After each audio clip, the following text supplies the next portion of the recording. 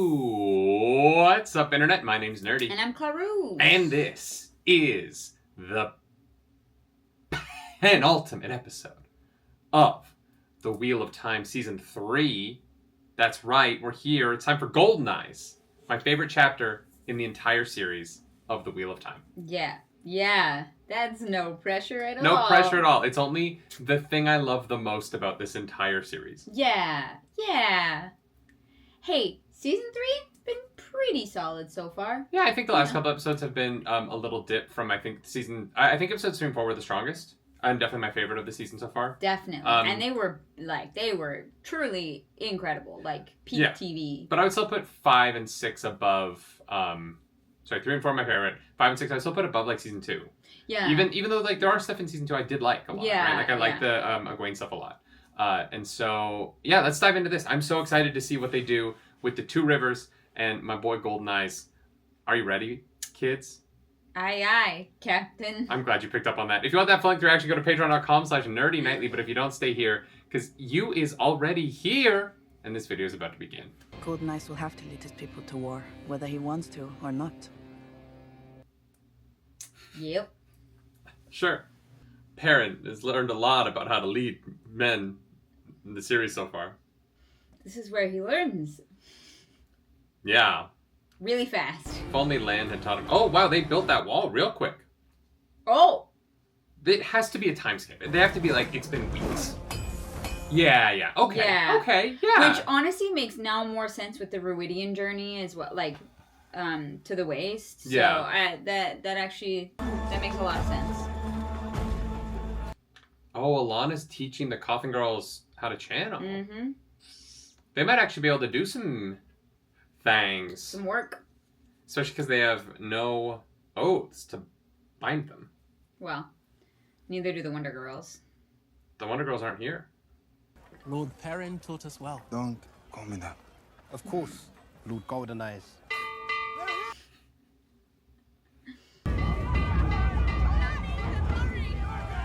They're ready. Damn. Honestly, fucking love to see it. It's not Trollocs. Stand down. That doesn't mean it's friends, though. They're here. It's alright. You can come in. Oh. I wasn't sure that. Yeah. Yeah. Perrin. Hell yeah. How the fuck did you get here? They walk a lot. No, Perrin. Oh. He's like, last time I saw you, you were going the other way, man. Shit. I like that the three of them are already rocking together. Yeah. I do also love like the how small Fail is. Yeah. Like the image of them is actually like chef's kiss. Well, then the darkness of her cloaks versus the Ken swords over their shoulders. Yeah. All right. Honestly, look. Strong opening. And I'm going to give them a lot of credit. There's a lot of stuff in the books that they cut that they condense into basically this opening in a way that worked. Like they. Yeah. The one thing I will say is they did bring in Lord Boo. Yeah. And then did he have a line after that? No. Don't worry about him. But when people see how bad the trees are, they will long for spring. And your wagons will fill again. Will they dream of spring, George R. R. Martin? Will they have a dream of spring? I don't think he'd like that. I love that Loyal learned Maiden Hand Talk. Look, he's writing That's his such book a funny joke. and he's learning. Yeah. Because I could buy, like, he's just around enough, and they're so casual in front of him that he figured it out. Oh, absolutely. Picture the bud of a flower. Pink. When do we get to throw fireballs? Every level 2 wizard. Or level 4. Yeah. Can you throw lightning? The other ice I did. The last time the Trollocs came. Yeah, Moraine threw lightning. You want me to be part of your child army? Don't you want to learn how to use your power? Depends on whether I have to stop drinking. Oh wait, I have a new favorite character. Oh no. Incredible. I was wrong and you were right. And I hope that comforts you.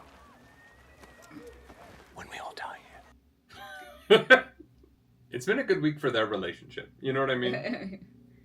Right? Who did that? I know. You love it. It looks just like him. It's a great Perfect vid. likeness. I told a few of the villagers that Trollocs are afraid of wolves. Gives them something to rally around. I mean, have you ever seen a wolf in real life? Not on They're the show. worthy of fear. They're real big. Yeah. The Two Rivers follows you because you're one of them. If you can fight monsters, so can they. Hell yeah. I'm not gonna lie. I feel like if she took a crack at someone's shield with her jawline, she could crack it. If she just like went conk, I think she could split wood. Yeah, yeah. Her jawline is fucking Immaculate. yeah. Look at that thing. Yeah. Disney artists wish they could draw that straight. Yeah. That profile would have started wars. Oh my god. Hellenic. It might start a war, actually. It might end one. Are we gonna spend the whole episode here, you think? I think so. Hmm. Yeah. They have 200 men on Watch Hill. Oh no. That's embarrassing. And are you sorry for what you did to Natty Cawthon? An innocent woman burned alive in your camp. It's a betrayal of everything you claim to stand for. Well, yeah. Baron's fucking crushing it. I won't waste my men's lives on an empty promise. If the Trollocs don't finish you, we will. Isn't that Lord Luke? Yeah. Why is he... Maybe Fael sent him to go get Dane? Al-Thorin, like Randall Thor. The Karakarn.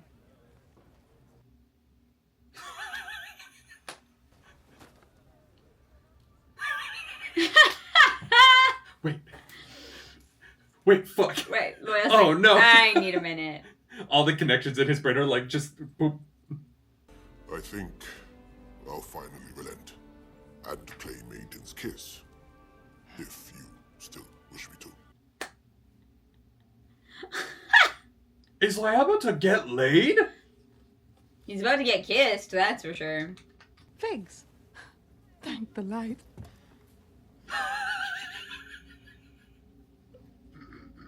That's a married couple move. Mm-hmm. And I wasn't lying about the figs. Look at one my students gave me. Someone is trying to get laid. Can you feel it? Through the bond. This is so horny. Yeah.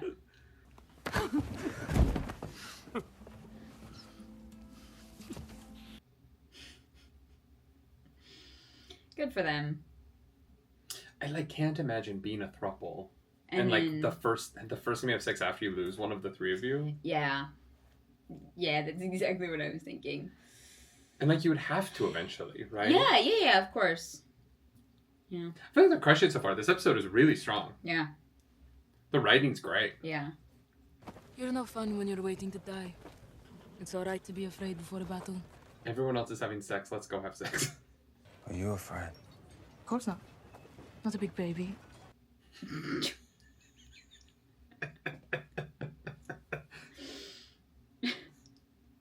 Her comedic timing's great. Yeah. I don't want to see you die. You won't? I'll last longer than you. Serious? Are you sending me away because you're scared that axe will end up in me? Same as your wife? Ooh. We deserve respect before battle and honor after it. Save your guilt for the enemies that escaped. Damn.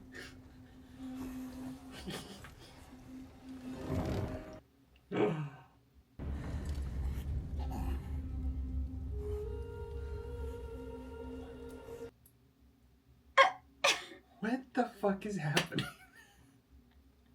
Loya's into some weird shit.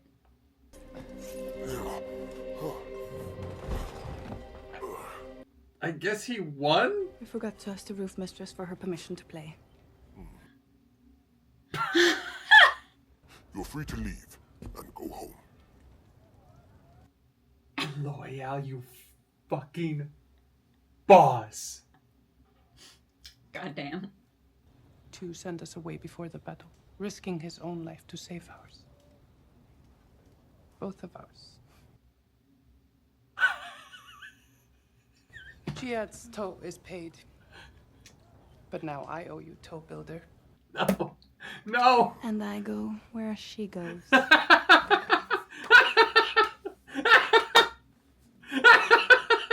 That went about as well as expected. That ended up being my favorite scene. Yeah. What, like Matt the bladder blower? Oh, sheep eater.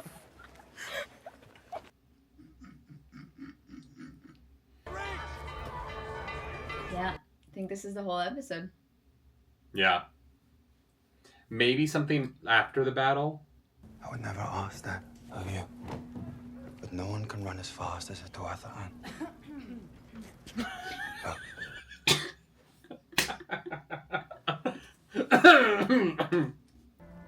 I have to shut it. For good. I'll come with you. If you leave, the villages will break. Didn't they show him taking the trefoil leaf? I thought so. Yeah. Maybe I'm misremembering episode 2. Your name shall sing in the world's ears. Lord Perrin Golden Eyes. Don't call me that.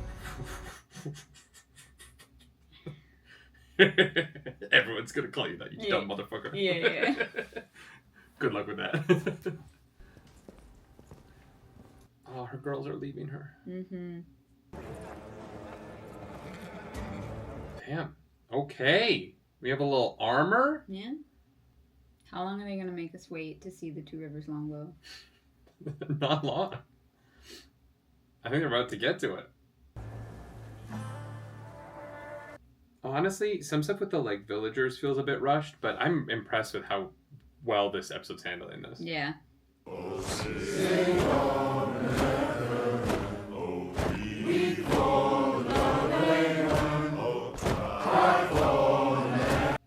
Thank God the people of the Two Rivers have rhythm. It's a good callback. Mm-hmm.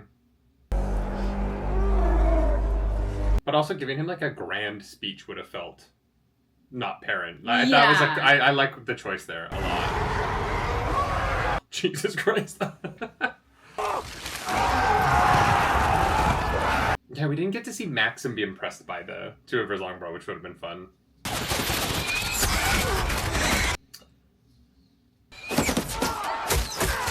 Protect each other! Shit.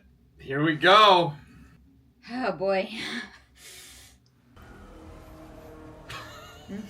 Fucking Even their shoulders are oh my god. Before those reinforcements arrive. I'm not sure I fully understand why the reinforcements would be waiting in the ways. Like, this is a cool scene. Yeah. It might just be to hide their true numbers from both, like, the White Cloaks and the Two Rivers. Yeah. The Waygate's like a day's walk away, though, isn't it? It's like a hike. It's not right there. They haven't made that super clear. Yeah. Because Loyal just got there already. Yeah, that's true.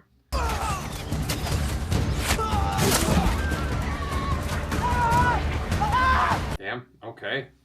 Fuck. Oh shit, we're doing the finale of season 1. Again. Yeah. At least she's a Flezdai, so she'll know how to not... burn the fuck out. Yeah. That looked really cool. Mm-hmm.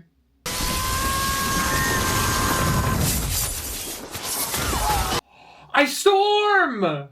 What a spell. Damn. Oh! I mean, that's effective. She's gonna be insufferable.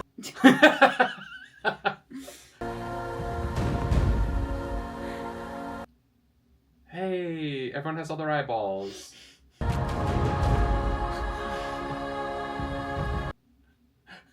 Hell yeah. I found a drug better than alcohol. It's called the One Power. Alana, behind you!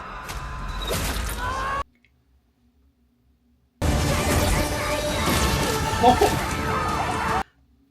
Wow. Holy shit.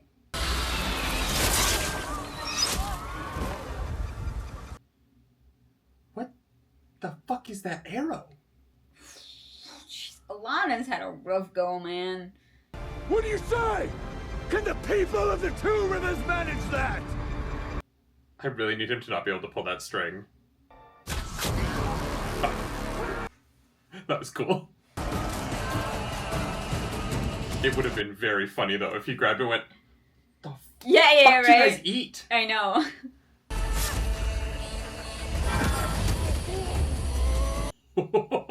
Jesus Christ. I think that was, "I'm gonna fuck that that gear."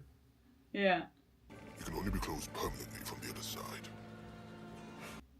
Okay. Oh. Okay. But on the other side is all the reinforcements. Yeah. Okay. I'm not sure I really understand what's going on there. Yeah, I feel like I don't understand well enough how the gates work, but. Is that the Horn of Gondor? Death! Fence the doctrine! Close the gate! Hold these gates! Oh, okay. Damn, the White Cloaks aren't even pretending to be good. No, they're fucking dumbasses.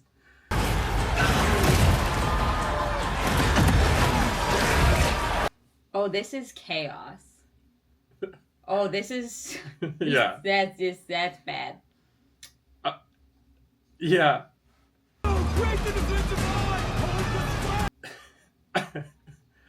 They're doing a lot of things right. But, God, this show does not know how to set up large-scale battles. Yeah. So it wasn't all the White Cloaks then? No, it's only Fane's people, and then Fane was hiding the Trollocs behind trees, I guess. Women circle! Hold the line! Okay, Bane and Shed, put in the work.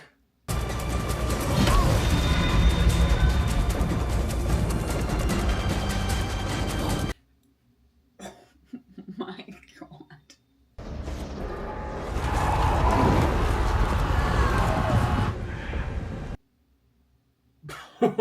Okay.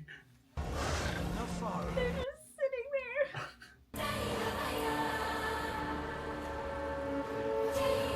And we're up again. All right, round 2. Here we go. Do you think it's round 2? They're pretty bloody. It might be like round 7. God, they're so cool. Okay. Valda putting in the work. White cloak on white cloak. Well, look, he's their evil, anyway. but he's not a dark friend. Yeah.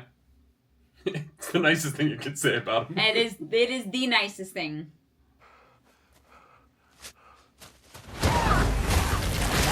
Oh, fuck.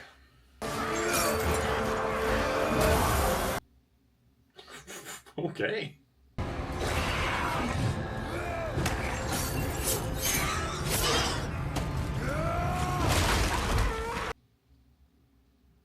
Damn. Okay, Perrin. Ooh, a little axe and hammer. That's a fun metaphor.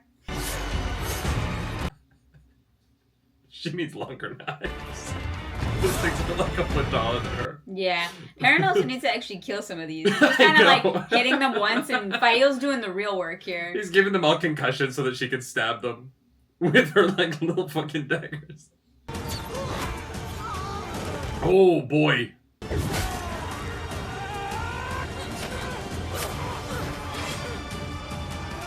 at these long shots. Yeah, I love to see Took them it. 3 seasons. Yeah, It looks great. Great. Yeah. They really fucking hate the Two Rivers set. They love keep burning it down. Yeah. I like your women's circle.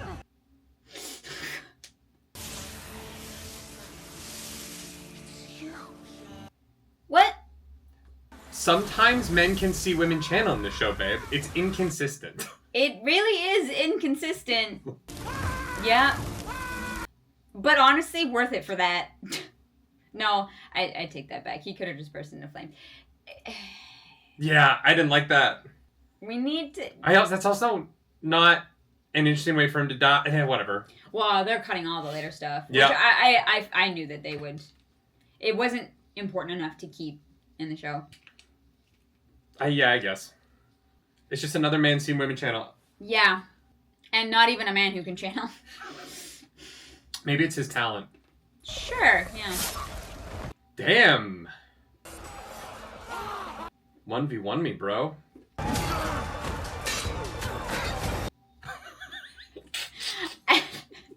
Final's becoming my favorite character on the show. I know. Herbane and Chad.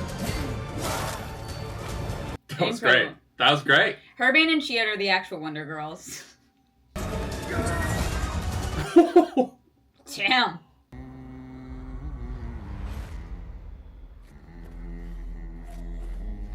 You know it's serious when the Ogier starts singing a fighting song.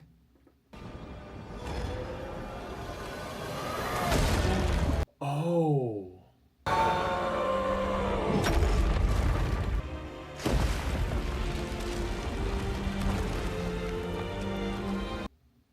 Oh, God.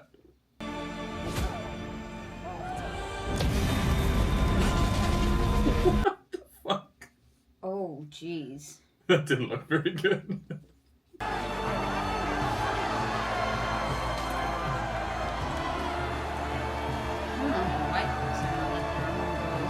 So easy. Yeah. You know, I think they'll, well, should I just grab you by your beard and kiss you? I mean, you can. I just feel like that would hurt. I thought he was about to kiss her too. I was like, oh my God. Okay. Damn. Yeah. God, if the Tuatha had just stayed in the White Spring, the kids would have been fine. And the Red Eagle of Manetherin becomes a wolf. Okay, Loyal. Two Rivers. We had a deal. Yeah, but half your guys betrayed us, so... You brought a literal dark friend into my town. I suppose you call yourself children, so I shouldn't be surprised you can't count. And it's my choice to stop fighting. Can you respect that?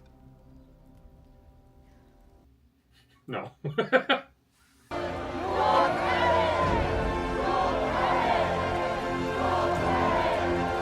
Just casually leaving the Aes Sedai behind.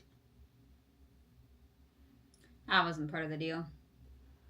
I guess Valda's not there to make us think about it. Yeah. Oh boy. And that is... The Wheel of Time! That's the show. The end. Damn. I really loved most of that. I felt like this episode was gonna be a challenge. Like, yeah. Going into it, I was like, man, it's gonna take a lot to pull this off. Like, I'm really interested to see like how they go about it, and I thought it opened well. It set everything up well. They were like, hey, we jumped ahead. We didn't train these people overnight. Like that, you know, like we took some time to set up defenses and come up with a plan that you didn't need to see the like boring nitty gritty of. No, and I thought the way that they cut to that was really well done. Yeah. Attempt number 2 on our post chat, we accidentally went straight to book spoilers and I couldn't figure out how to edit around it. So, hi everyone. That was the penultimate episode of The Wheel of Time Season 3. Mm-hmm. It starts really well. I think the first half of this episode, very strong. Yeah. Really liked it. I like there's a lot of stuff. I don't want to compare this to the books. But I will, so I'm not going to, but I will say there's stuff that they cut from the books that they paid homage to in a way that I thought was really strong in the writing. Yeah. That, and I won't say what it is because we don't want to spoil things, and in the way that we just did in the previous video that no one will ever see. We'll get to all the same points. But I think that they homaged the stuff that they weren't going to do very well. Yeah, I think that the way that the episode opened, with a time jump, and a very deliberate one, where we're not trying to like teach these people overnight how to do this. We're not setting up fortifications overnight, like that kind of thing. We know that we've jumped ahead to some point in time, and we've kind of like cut out all of the, you know, the maybe like boring bits that you don't need to see and that we don't need to show to move on to the night of the battle, right? Yeah. So I liked how they did that. The only weird side effect of that was the Two Rivers longbow apparently not having been brought up until then. Yeah, like, that was obviously like brought up for comedy and again to homage things like to the books. But so that one was like that one I forgive because it was clearly intentional for the audience as opposed to like realism.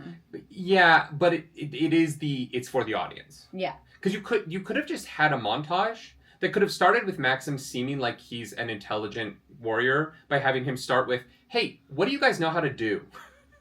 Which is where he should have started at, "Hey, what do you guys know how to do really well?" It's fine that he doesn't. Yeah. It's just, the like, "Oh yeah, longbows. We've been training for 2 weeks. We've never talked about long-range weaponry." That's not going to be important. We've built this gauntlet of wood that they have to get through, and we have no way to attack them until they get to us. I was like, okay, sure. I really liked Maxim and Alana stuff this episode. I think that, obviously we missed kind of some of the catharsis of their relationship, but I thought the camaraderie that they played and the movement in the relationship, especially Maxim's lines about, not wanting to do what they had done before, but build something new. I thought those things were really beautiful. Yeah. And, pairing that with the comedic version in Loyal and Bane and Chad, those two kind of vibes, horny for different reasons, but playing off of one another and leading into Loyal's very honorable moment and Maxim's honestly very honorable idea. I thought those two things played off each other really well, and I really enjoyed that section of the episode a lot. Yeah, that like chunk there that it's like right before things are about to happen was so well written. Like the scene with Bane and Chiad, especially in Loyal, like that's one of my favorite scenes ever, I think. Yeah. It was really well done. I think that the build up, the Fael and Perrin relationship is fun. Yeah, she's great. She's so fucking good. Yeah. We talked about it a lot in the episode because just point out things, but I think that she's really taken over the role that she needs to in the show really well. Mm-hmm. I wish we'd met her earlier still, but like it's, that is what it is. Yeah, we're fast tracking it a little bit. Their relationship has moved very fast. And then there was a point in this episode where she started to be like, yeah, well, your wife would have. And I was like, hey, you guys have made out like twice. No, it's been weeks. I know. And I understand that. But I was like, wow, you're really bringing up his ex-wife a lot for being his new girlfriend. Yeah. But Saldeans. Great they lines. Weird. Yeah, and all of her lines were of relationships. Bangers, right? Yeah. Like the like how long are you going, or the feel guilty for the enemies you don't feel guilty because people die. Feel guilty for the enemies. I'm paraphrasing obviously, but the enemies that get away. Really like that. And I thought the relationship was great. Yeah, save your guilt for the. Yeah. And the Dane Perrin setup was that scene I thought was really well shot. Mm-hmm. And the kind of the movement of the camera between the pieces of wood I thought was really strong. Yeah, no idea what the fuck is up with Lord Luke. Zero idea. Why have him? No idea. We Why can't talk about this right now. We'll get to that later. Even I guess. without book spoilers. Oh, I know. What who is this he? character? Why is he there? Why is he with the White Cloaks? No idea. Where is he when the battle happens? Not a clue. He shows up with them. Did he? Yes. Oh, I didn't see him. He like rode in with Dane. Did we miss something? And he's been with the White Cloaks since. I'm really confused. I'm very confused. Not 100% sure. The battle begins, and look, I think that there are going to be people who say, like, you have complained about certain battle editing in the show so far. And I will say this. The structure of this battle, still not good. I don't know why the show can't get, like, doing epic things right. Yeah. But having said that, before we get into some negatives, because I do think the back half of this episode has more negatives than positives for me personally, I think that the shooting of the battle scenes was so much more entertaining and more storytelling driven than any previous fight scenes in the show except Blood Snow. Yeah, and easier to follow. We had longer shots. We had several movements. We had changing positions within an area. Like it wasn't just like here and then here and then here. There was movement in that sense. Now, that gets me to the movement between areas. Yes, the establishing... I don't understand what the fuck was going on this entire episode. The establishing stuff for kind of the logistics of it all was a wee bit messy, but I will forgive that because the actual like action scenes, the choreography and stuff, I thought was really, really, really like a step up. I thought it was really good. And I won't forgive it. What... I have so many questions. I would love to sit down and ask them to Rafe and be like, okay, so how did the Trollocs who were up in the hills and the Two Rivers people who know their world really well and scouted this out, how did the Trollocs get from the mountain pass to behind Alana and also behind Dane Bornhold? How were they hiding? How did, like, Dane ride all the way into the Two Rivers camp without knowing that the Trollocs were, like, running... Like, this giant army of fucking Trollocs was either waiting in the woods right there or running behind them and they didn't hear them or, like, beside coming. them. Like... But Dane Bornhold didn't know they were there. Yeah. How? Because you have them, like, half a mile to either side of them. No. They were right there. Like, literally, Dane Bornhold walks into town, and Pat Fane is like... And Perrin's like, that's Pat Fane! And then the Trollocs are there! They're on the wall immediately! How the fuck did... This show keeps pretending that you can move armies of people. But they did this in Season 2, and I complained about it then. I'm going to be consistent. You cannot run armies of people around without them making noise. They're not silent. Yeah. And the show can't just Trollocs keep are not having... particularly sneaky. And horses also aren't. You can't keep having... When the White Cloaks charge on Falm in Season 2, and the people of Falm don't know that they're in the smoke until they're literally running through the door, and you're like... Just smoke. Thousands of horses are loud. No. This show... If the show wants me to take the epicness of its battles seriously, they have to treat them epically. Yeah. And they have to treat the establishment of them epically. It can't just be that once the action starts, it looks cool. Yeah. It does have to make sense. And, like, the mountain pass stuff was a great sequence. I don't know where that mountain pass is or how it made sense. Like, I don't actually know what that was in relation to the Two Rivers. It was just a random set. And then we cut to a different random set. When the Tuatha escaped into the woods, I had no idea where they were. Well, because they were in the middle of the fucking woods. But like, but how did the Trollocs get there? How? I'm you know what I mean? Assuming that there are people like. I think that if you are the larger Trolloc army, you're gonna have scouts moving through the surrounding areas. But that I legitimately. Because there was literally one. I legitimately. Like it was legit. No, it was multiples. No, there was one. There was one, and Aram killed it. Okay, if there was just one, that's fine. You like chase them out. Okay. Yeah, there's a scout who's, or they're fucking Trollocs. That Trolloc might have been like, I'm hungry. I'm gonna go. For some food. Think that is. I think this show fails in establishing once more. I think it is the thing the show consistently fails at is establishing an understanding of the rules of the ways. What the fuck was that? The what this fight was, and. I want to get to the ways quickly, too, because the Loyal stuff really bugs me for a lot of reasons, some of which we'll talk about in book spoilers. But most of which. The rules of the ways have never been established on the show, except for two things, right? There's only really one thing. No. That you can't take horses through the ways and that you can take horses through the ways. Okay. But that's not been established, because much like Em and Valda seeing those girls channel, it is just confusing because the show doesn't want to, like... It's almost like the show isn't getting its filmmakers on the same page...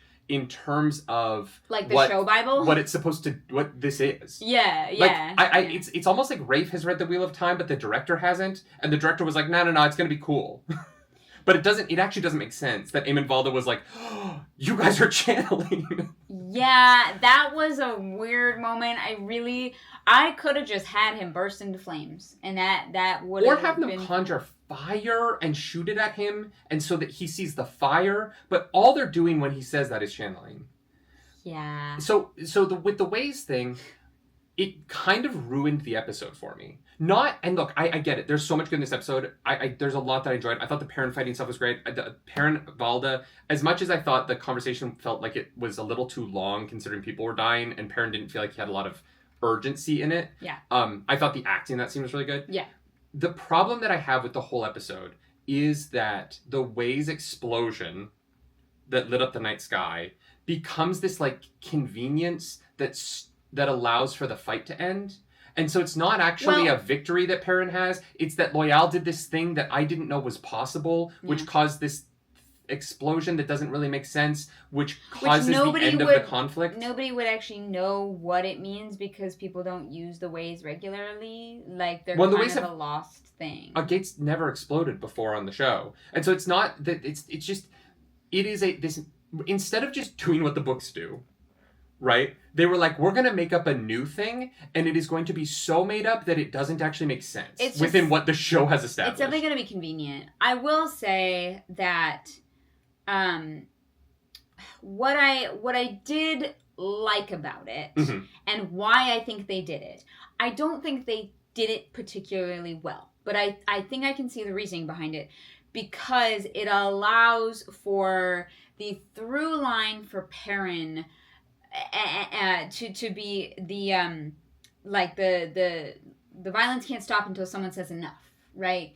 And it felt like the show had to give Perrin that moment, and this was the way that they found out. It was like they wrote what they wanted the moment to be, and then wrote whatever they had to do to get there. Do you know what I mean? Like, they filled it in post being like, we want this moment. And I like the moment. I think that in terms of the Wheel of Time, especially, and for Perrin and his character, I think that it's a great moment. It's relevant. I thought... You mean the Perrin giving himself up at the end? No. I mean Perrin sparing Pad and Fane. But he didn't spare Pad and Fane because Loyal died. No, and what? Oh, okay. Oh, sorry. No. I understand what you're saying. I'm mixing it up. Yeah, I understand what you're saying. Sorry, that was my bad. I'm saying that giving Perrin the idea that, the violence can't stop until someone, says enough. And giving Perrin the moment to say enough. I'm not going to kill you, Pad and Fane, even though you've literally fucking been responsible for the deaths of half my village. Having that, it was like they wrote that moment and they're like, this is so good, we have to just kind of make shit up to get there. And so I that's why I kind of feel weird about it, because I don't like how we got there. Yeah. But I do like the message. I do like the character beat. I like what it means for Perrin, and I like what it means for the Wheel of Time and the show as a whole. Well, and I think that I wish that conversation with Valda just had some urgency to it. Yes, I agree with that. Because they cut back to it twice. Yeah. Like, it felt like it was going on, and I was people like, are dying.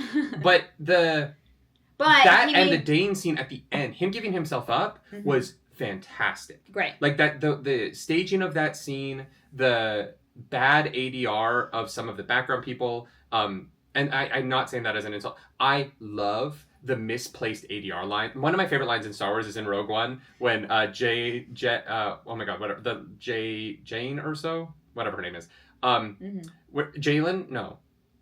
It doesn't matter. She gives her big speech about what their plan is, and then you just hear this random voice go, "But what is she proposing?" Yeah. And she's just giving this. Anyway, the ADR of like, "No, leave him with us." Those things always tickle me. I thought that scene was fantastic. I thought the stage of it was great. I really loved the way this is gonna be dumb. The way they framed Fail's reaction shots and some of a lot of the extra framing around Fail when they cut to her, I thought was really strong. Yeah. There's a lot of technical elements this episode that I thought were very good. Yeah. And so that definitely. And I liked the fight in the Two Rivers, which is why it disappointed me that it ended on this convenience. Yes. It ended on this thing that was like, oh, we just broke the rules over here to allow this to end easier. Yes. Because I was very invested. Look, it's very different from the books, and I don't think they lived up to my favorite chapter, I'll be honest. But I really liked what they were doing, and they did have me. Yeah. Until it was convenient. Yes. Until it was like, oh yeah, I guess it's over. No, and I think that's fair. I think that's weirdly been very consistent with the show. Yeah. Like, it's like episode 1 again, where there was so much to love. Yes. But this one thing that didn't make sense within the world happened that kind of throws other stuff off around it. Like, that seems to be a very consistent thing within the show. Individual scenes are great. The, themes that they're trying to explore, I think, are great. And character arts, there's so many things that are awesome. And Bane and Chad, but they don't know how to get there. Victory of Bane and Chad this episode. I just go back to the Meridian episode. Just do what's in the books. Yeah. Like, if they just hadn't they would have. There's stuff that they had to change. I get it. There's too much in the books. There's Yeah. But it didn't have to be different. This isn't better because this isn't really anything. And now we'll do book spoilers in a second. But now they have to change more stuff. Now they have to invent stuff. Yeah. A lot of stuff. Let's get to that. Yeah. Anyway, I think this episode is middle of season 3 for me. It has the highest highs of season 3 in my opinion. Mm-hmm. It also has some of the weirdest weirds of season 3. It's not really lows. It's more the Loyal stuff is low. The Loyal's death to me was really undercut by the show using the ways as a whatever it needs to in the moment rule system, and it just doesn't work for me. And if you loved it and the Loyal death was fantastic, I hope that you also love it when he survives again. Who knows what happens after the daggers in season 1? I don't trust the show at all now. But if you loved it, I'm happy for you. I really am. I don't think they did it well though. On a technical level and an objective level, I think that they did not allow the ways rules to make enough sense. Because here's the thing. And this is what I was gonna say at the beginning. Here's what the show has established about the ways, right? Is that Loyal can open it with the trefoil leaf, or someone can channel. Mm-hmm. We have seen Aes Sedai channel, and that opens the ways, right? No one there is channeling. And look, I'll even buy that Padden Fane can open the ways. Fine, whatever. He's the Dark One's favorite. But who was opening? Why are your reinforcements in the ways? Why are they way away in the ways? Where were they hanging out? There's so much about the ways part of this episode that within the rules they've established didn't work for me, and so the ending didn't really work. But everything leading up to that did. Yeah. And so it's a very good episode. I think I think it's better than the last two. Definitely shot better. I think the cinematography, the lighting, so much fire lighting that I thought was really successful, particularly around Perrin's eyes. Yeah. I don't know if they're contacts or if they're CGI. I think they're contacts. But they found a lot of really interesting ways to light the gold in the eye, and I thought it's hard to light that with yellow, the oranges and yellows of firelight. Yeah. Because it can sometimes they can counteract. Mm-hmm. And so I think that whatever they did to get that to really pop, I think the cinematographers deserve a lot of credit for this episode. For sure. And the editors, thank you for finally not cutting every time somebody hit something. Yeah. It was genuinely a pleasure to watch some of those fights. Yeah. Since Bloodsoaked, it was night and day. Do more of this. Whatever you had to do to get the fights to look like this, keep doing that. It is better. Yeah. But plan better. Mm-hmm. This was shot better and it was edited better, but also plan the larger scale of how you're going to convey to your audience what is at stake and what is happening in these battles. Do better. At that stage. They've done better everywhere else. Yeah. They've gotten there with everything else has improved. Mm-hmm. We just still need the structure to make sense. Mm-hmm. And if we can get that, I think that Wheel of Time season 4 or 5, some of these later stuff that we know is coming from the books, those things could be all-time moments for fantasy television. If they can just kind of convey information a little bit stronger. Because now they're shooting the show like it's a fucking movie and it looks great. Yeah. Genuinely. Yeah. That is a genuine compliment for I've been a hater. I know I've been a hater. They've improved so much. Yeah, I agree. There's just this... Don't whip out on convenience and don't not plan. And if they can fix those kind of issues... sorry, the camera's gonna die, so we gotta get to... Spoiler, book spoilers. Subscribe, do all those things. Yeah. Hit the dislike button, leave me comments, whatever you want to do. Book spoilers, Canada... Why buy a mattress anywhere I just else? said the camera's about to die. We have 10% left. We're fine. No, it's been like that for 10 minutes. Okay. Yeah. Anyways, book spoilers. So Loyal's not dead, right? Here's the problem. If he's not dead, then they've done 2 ridiculous magic fake-out deaths with him. I know. And I don't like it. My guess is that he has fallen onto a different platform and is going to have to make his way around, which is fine. But again, But then don't give me the funeral scene at the end. It is using Loyal again in a way that doesn't make sense and is weirdly magically convenient with a magical item whose rules we like to go loosey-goosey with. So that's really like the dagger that disappeared for season 3. Yes, exactly. It's just gone. Yeah, so I don't love that, and therefore, like, the emotional impact of it was kind of lost on me. Yeah, and it sucks because I think that the moment of him singing, I get what they were going for. Mm-hmm. I really, really do. I thought when he started singing, I thought he was gonna grow something to take the ways down and shut them out. And I was like, oh shit, that's fucking cool, because the ways were made by the Ogier, right? Yeah. I thought that was going to come into play, and then, no, we didn't do that. That would have been too interesting, I guess. It is tough, because, like, there's so much about the Loyal stuff that doesn't work for me. Like, damn it. All right, the camera died. So now we're on camera 2. Okay, so the ways. The way, like, yes, the ways explode and light showers over everything, but no one in this world understands anything about the ways, so how do they know Loyal's dead? That means? Yeah. Well, they just assume he's dead, but, like, they can't know that. How do they know he's dead? How does Pat and Fane and Perrin know, it sounds like your reinforcements are coming? Like, that could have been channeling. That could have been, like, Black Aja, for all we know, right? So them, like, jumping to that conclusion doesn't really make sense. Again, it feels like they had a beat that they wanted to give Perrin and they wrote whatever they had to write to get there. Yeah. Which 100%. I don't like, but I like the beat of it, and so. But I agree with your point about Loyal's death not work. I think that if you're show only, or if you're book reader and it doesn't bug you, the emotion of that scene, I think the way they filmed it, and I thought the acting of everyone at the Loyal funeral scene was really good. Yeah. So I think that it will work for people who aren't us going, yeah, well, he's not dead. Well, because the writing, the moments that they pulled were beautiful. Like, it was. And I was like, damn, I wish I was buying into this more. I couldn't connect to it at all. Yeah, because I was like, well, this is fucking dumb. He's not, no. But the stuff that he's written down, the moments, like, that was all and the voiceover over the parent stuff at the end was so good. So good. I just wish I could have connected to it, because I think that if the show had if I had any, like, leeway with the show, which I don't, I genuinely don't. You don't have leeway? Like, they don't get any leeway from me. When I'm watching the show, if they're not nailing it, I'm out really quickly because of what they've done in the past. With the Loyal thing, because of the magic dagger, right? Because he was stabbed with a fucking lightsaber at the end of season 1. Yeah.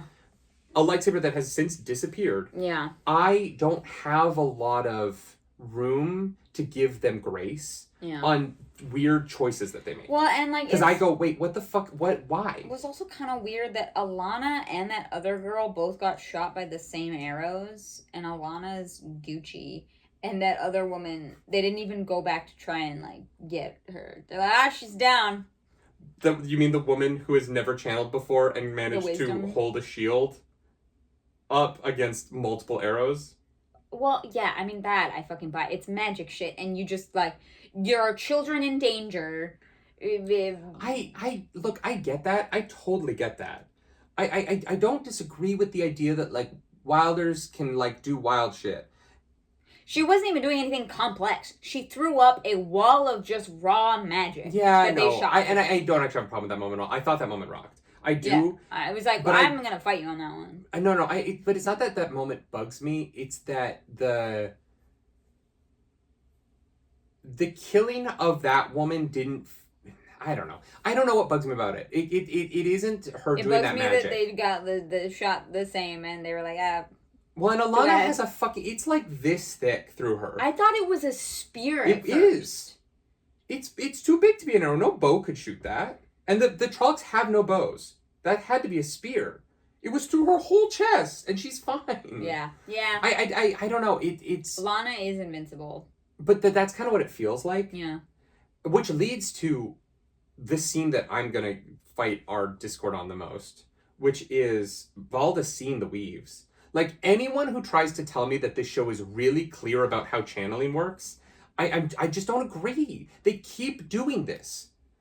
They just keep, it doesn't, like, you can't tell me that because in episode 4 of season 1, they said that men and women can't see each other's weaves, that holds despite what the show keeps doing. Valda can't even channel. Well, maybe he might be able, look, here's the thing. He might be, even if I give the show the grace that he is a wilder who just has never embraced channeling because he's a white cloak. Sure, yeah. And maybe. Even if I go as far as saying, okay, I will buy that he is a channeler. It's still the man and women can't see each other's weaves. It still breaks the rules. Yeah. Again.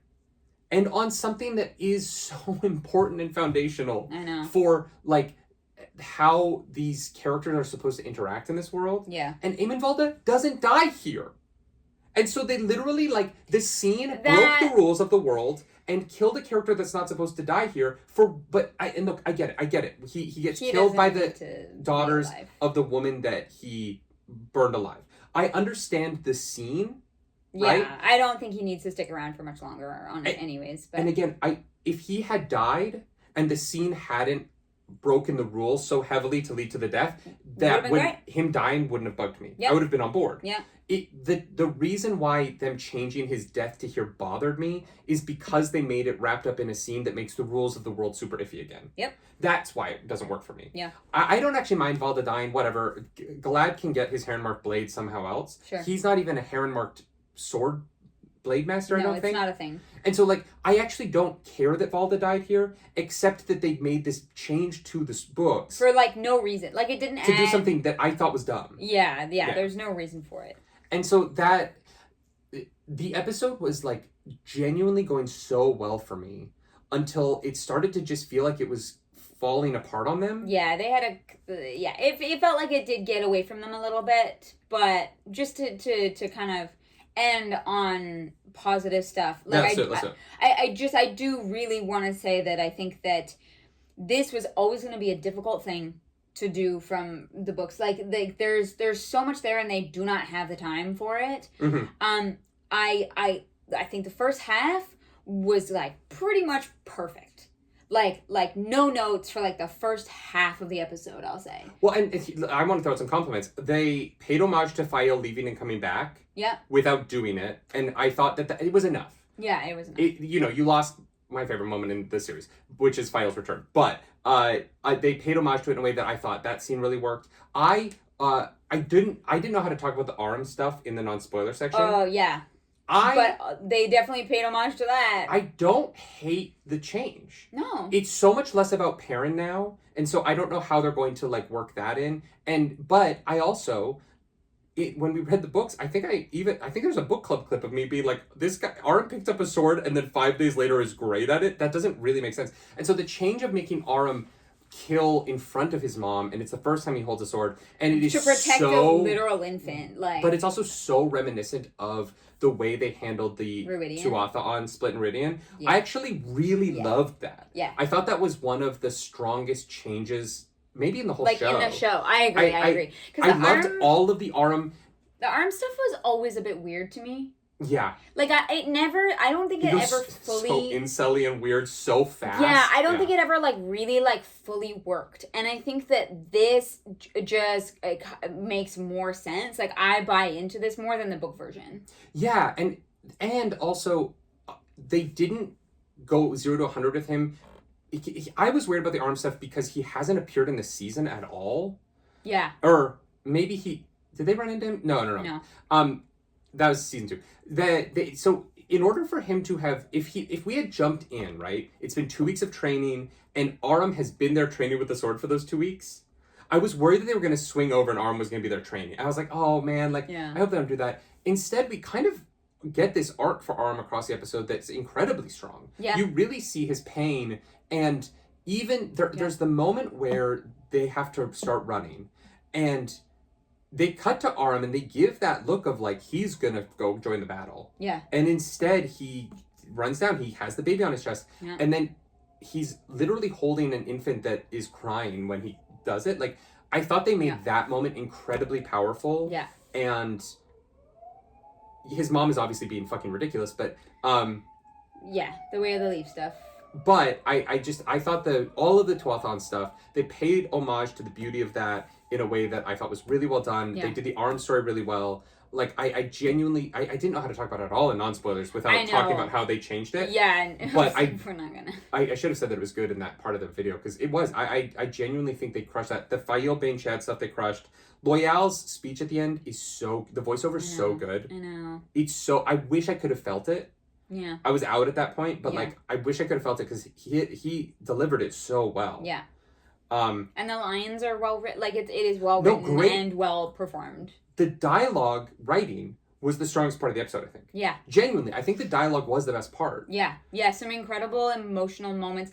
Again, I said in this chat before, but with Bane and Chad and Loyal and the Maiden's Kiss thing, like, brilliant. Oh my god, that scene was so funny. So good. Another change so in the many books good jokes that gave Loyal real heart. Yeah. Real heart. Yeah. So, yeah, like, all in all, like, there is, again, a lot to love. They gotta stop undercutting themselves with, like, weird, convenient choices, because there's, like, all of these things that I'm like, this is great. More of this, please. Like, yeah. I think the show... What a time. I think the show genuinely should never touch the ways again. I think they should just stay away from it. They don't know what it is. And I'm not saying they don't understand the books. I'm saying that, like, the show doesn't know what the ways is to the show. Yeah. And so every time it appears, it is just different. I mean, and like, why have Loyal? Why cut really to the shot of Loyal taking the trefoil leaf if that exactly doesn't matter? That shot had no reason. I was so confused. Because in the books, that is him locking the ways, and so all you're doing is confusing book readers. Yeah. Shout out to Wheel of Time fan edit. I bet they're just gonna cut that out. Yeah, because it like genuinely, it doesn't make sense. Yeah.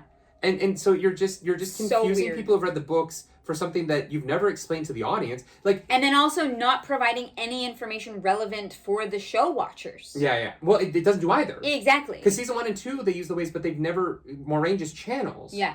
And so, like... And Leandrin just channels. Do we ever see her open it?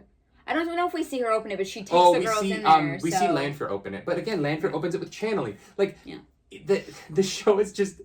They're just doing stuff with the ways, and it really doesn't work for me. I wish they would just... Granted, maybe this is the last in the books, we see the ways. They literally are like, can't use it anymore. Machin Shin is too dangerous. Well, and that might just be it. Yeah, I genuinely hope it is. Fine with that. They're gonna discover traveling soon, anyways, so they won't need them. Yeah. Full book spoilers. Anyways, yeah, this was fun. Ready for the finale? Oh, are we gonna do a live stream? I don't know. We'll see. It depends on the Wi-Fi, whatever hotel we're at. Yeah. We kind of want to, like, maybe try and do one after the finale, like 2 or 3 days afterwards to give people time to watch it. Yeah, like on Monday or Sunday. I'm nervous for the finale. Right now, like, the ending of this episode made me nervous for the finale, honestly. In terms of weird convenient choices. Well, and I keep hearing this like rumor of the controversial Forsaken thing. I don't know what it is. All I know is the rumor that people have seen the whole season and that there's a really controversial choice about the Forsaken. And I think that this episode had some really controversial choices. I think fake killing Loyal a second time. Or even killing Loyal. Or if he's dead, that's so weird. Just continuously doing random shit to Loyal for no fucking reason is just so... It's so weird. Yeah. Like, it's not even that it's bad. It's that it's weird that they've done it twice. Yeah. And, like, just fake kill somebody else at this point. You know what I mean? Yeah. There's so many characters in the show. Kill somebody else. Like, have it be Bane or Chad. I don't know. And I genuinely think that... Here's my kind of big prediction. Sure. Big book spoiler prediction. I think that... Because, okay, I might be remembering this wrong. Who do they have to save from the Aelfin Ylfin? Moraine? Isn't there someone else? No. No. Where the fuck does Gowl go? Gowl? Yeah. Something happens to Gal at some point, doesn't it? It's not in this show. Never mind. Well, no, I was like, I feel like there's going to be something to do with the Aelfin, Ilfin, and Loyal, and that, like, Matt is going to encounter, in order to get to the point where Matt is in Ruidian hanging in next episode, he is going to go through a door, encounter Loyal with the Aelfin, Ilfin, and Loyal and Matt are going to escape into Ruidian. But no, Gal doesn't have anything to do with that. I can't remember. I need to, like, remember what happens with Gal. The show cut him, and he's gone from my memory. But, like, I feel like the show, I don't think that they will leave him. If he's dead, then he won't be in the next episode. If he is going to be in the rest of the show, I do not think that they will kill him. I think that they will reveal that he's alive next episode. I don't think they'll make the audience wait 2 years to find out that a character is alive who the book readers know shouldn't be. And who they already fake killed once. Yeah. Yeah. Although, if he is in season 4, episode 1, and there's no explanation for how, I will genuinely think the show is an April Fool's joke. Yeah. Because how could you possibly do it twice? Maybe Loyal, again, he falls, lands on a platform, goes through a gate, and it's Ruidian. Here's the thing, I don't mind the fake death so much if he's alive next episode, but if he just shows up in season 4, it's gonna feel real fucking cheap. Yeah, agreed. If the cold open of the next episode is Loyal falling through space onto a platform, then it's like, okay, you've made us wait a week, whatever. But I don't know. Yeah. Anyway, I don't know how you do the rest of the show without him.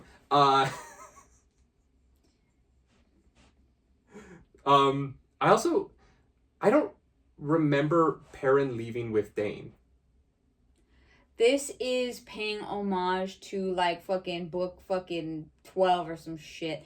Oh, you think they're gonna skip forward to that, get that done, and then not deal with it forever? Yes. Okay. 1,000%. That's I a was good prediction. Like, oh, I see what they're doing. Yeah. They are getting that out of the way faster. I don't even remember what book it's in. It's somewhere in 8 through 12. You think they're gonna go straight to the trial? Yeah. Okay. Yeah. Sorry, this was a long video, a long chat here in Osaka. Thank you so much for joining us. We shot it across 3 different cameras. Did all 3? Two shots on 4 3 different videos across 2 cameras. Sure, yeah. Thank you so much, everyone. This was fun. Yeah, we'll be back next week with the finale, which will be the bowl and the tower falling and Tanchiko. Yeah. And I guess the Dane parent stuff might be till next season. Because how the fuck are they going to do all that in 1 episode? I think that the parent stuff can wait until next season. Like, opening with his, like, trial, because that's what I think they're going to do, I think is an interesting way to start the season. Even the bowl into the Ruidian fight, the fall of the White Tower, and Tanchiko feels like a lot for 1 episode of the show. You think that they're going to do the fall of the White Tower? We haven't been back, like, I don't know, we've barely been in the White Tower. No, they have to do the vote, because Aleda has said that she's called the vote. She's already called the vote, right? She did? What vote? 2 episodes ago. Aleda told Swan that she called the vote for Galena and the girls to be sent after Mazumtane. Okay. And so that and you think that the White Tower is gonna fall? Yeah, I think that's the end of the season. I don't know. Yeah, I'm not gonna. I wish I liked it more than I did. But I did like it a lot. There's a lot to like in it. And look, again, like you said at the beginning of the video, it's a high marks. It is my favorite chapter in the whole series. Yeah. And yeah. I want to stop complaining about the waste. So, we're going to go. If you like this video, like, subscribe to the channel, do all the things. The algorithm got us to this episode. I mean, fuck, who do you choose, man? Bane, Chiad, or Fail. It's got to be one of the 3. They fucking stole it. They stole it with comedy. Yeah. Far hornier episode than I expected. If you want to follow us on the internet, you can. I'm at Nerdy Nightly. I'm at Claris Polaris. Do something nerdy tonight, y'all. Bye. Bye.